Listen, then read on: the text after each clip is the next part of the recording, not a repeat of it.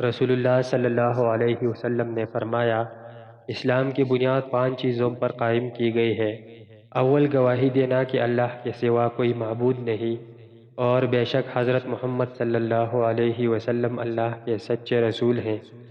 اور نماز قائم کرنا، اور زکوٰۃ ادا کرنا، اور حج کرنا، اور رمضان کے روزے رکھنا۔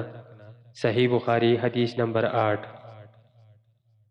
رسول اللہ صلی اللہ علیہ وسلم نے فرمایا کہ ایمان کی 60 سے کچھ اوپر شاخیں ہیں، اور حیا یعنی شرم بھی ایمان کی ایک شاخ ہیں۔ صحیح بخاری حدیث نمبر 9۔ رسول اللہ صلی اللہ علیہ وسلم نے فرمایا، مسلمان وہ ہیں جس کی زبان اور ہاتھ سے مسلمان بچے رہیں، اور مہاجر وہ ہیں جو ان کاموں کو چھوڑ دے جن سے اللہ نے منع فرمایا۔ صحیح بخاری حدیث نمبر 10۔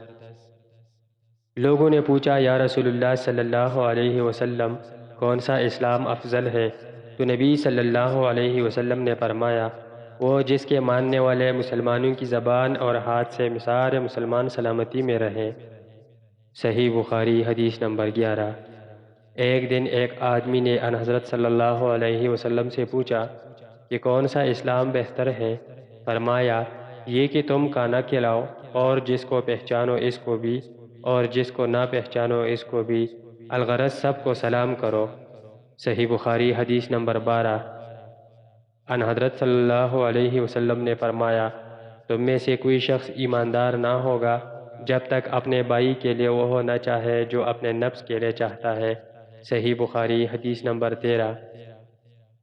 بے شک رسول کریم صلی اللہ علیہ وسلم نے فرمایا، قسم ہے اس ذات کی جس کے ہاتھ میں میری جان ہے، تم میں سے کوئی بھی ایماندار نہ ہوگا جب تک میں اس کے والد اور اولاد سے بھی زیادہ اس کا محبوب نہ بن جاؤ۔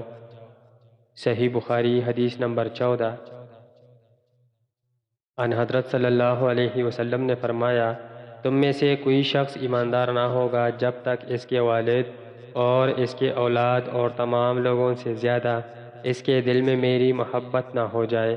صحیح بخاری حدیث نمبر 15۔